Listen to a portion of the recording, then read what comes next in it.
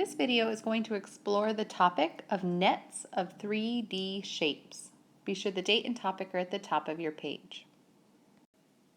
The essential question is simply, what is a net of a 3D shape? A net is a two-dimensional model that can be folded into a 3D shape. We use nets to show how we can build three-dimensional shapes such as prisms. You may be wondering what a prism is, so let me just take a moment to explain that. A prism is a type of 3D shape. It has two opposite, congruent, and parallel faces. We'll be exploring types of prisms in class together. Now, thinking about nets can require a lot of visualization, and it's a little tricky to show it in a video like this, but I'm going to try my best to show you some examples of this. We're going to start with a cube, which is one type of prism. So I'm going to go ahead and draw my cube. Some of you might have different strategies for how you draw a cube. A cube is a type of prism where all of the faces, all of the flat spaces around the shape are equal squares. So I'm actually just going to draw this up like this as a representation of a cube. And I would know that all of these faces, all of these squares are congruent here.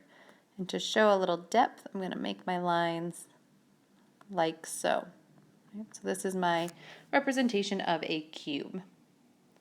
Now that I have a cube, when we're thinking about nets, what we're thinking about is taking scissors and cutting it open. So in an effort to best show this, I'm going to use different colors. So here I have the bottom of my cube. It would be a square that would look like this.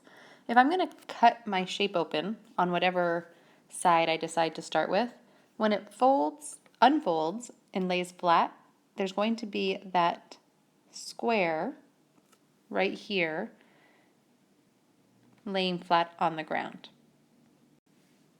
When it's cut open, this face in the back, this square, might fall to the back, right? So it's attached here, but it would fall back to lay flat like so. The face, I'm going to outline this one in purple here, the face on the left-hand side would fall over to the side. My face here on the on the right-hand side would also fall over, but this time to the right side. And I need a little bit more color here. Let's go with orange. This face in the front would flap over in front. And actually, it might take with it the top. So we can see there's a top up here that would still be attached on this line here. So it might flop over this way. So what I've done is taken the net, cut it open, and laid it flat. And I can see because it's a cube, and cubes are made of square faces, I have 1, 2, 3, 4, 5, 6 squares that would be able to be folded back up to make a cube. Now there are lots of ways I could have cut this open. When we explore this more, we'll see different ways that I could have unfolded this to make the cube.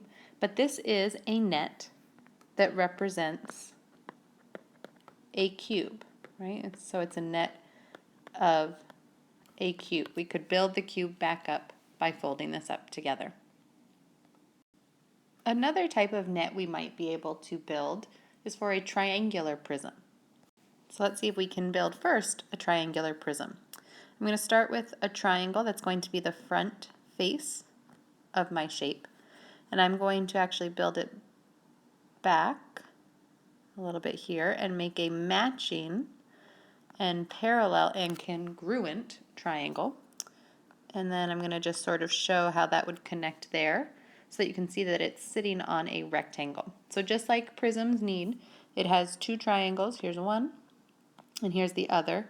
Those two are congruent, equal, right, triangles that are also parallel, which is what makes it a prism.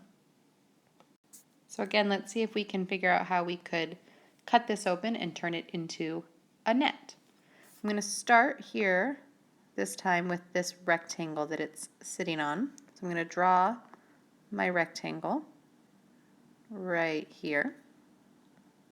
And if I cut this open, I can see that there's a triangle in the front that maybe would flop down right around here. There's also a second congruent triangle here in the back that would lay flat behind my rectangle. It looks like there are two more faces that would need to lay flat. There's a rectangle here on the right-hand side that would come over to the right. And then there's one more, let's see what color I'll make that. Let's make that orange here. There's one more rectangle here on the left-hand side. Do you guys see that? That would flop over to the left. So this would represent the net of my triangular prism. The number of 3D shapes that we could practice this with is really large, right? So we're not going to cover all of these. We're just sort of talking about what this could look like and how nets are formed. Nets can also work for things that are things other than prisms. So for example, a square pyramid. Now this is not a prism, but it's a different type of 3D shape. And as with all the other 3D shapes, we can make a net out of this. So I'm just going to go ahead and I'll start thinking about what this looks like, and you might want to start visualizing how you'll set this up as well.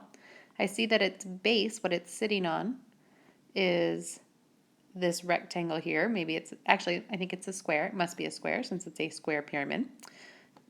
So I'll start by making my square in my net.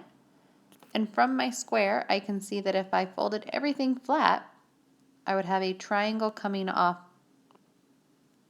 to the left, a second triangle in the back,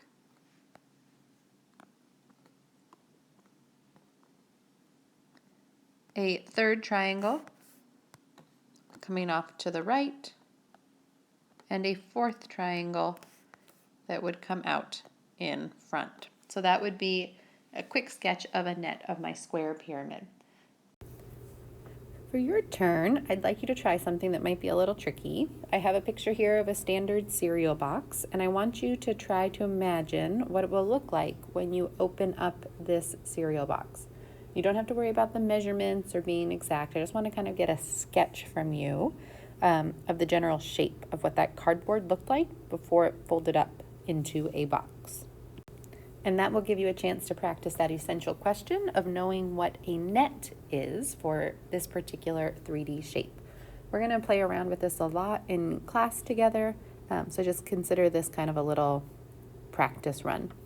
Be sure you bring your notes to class and make sure you have any questions ready to go as well.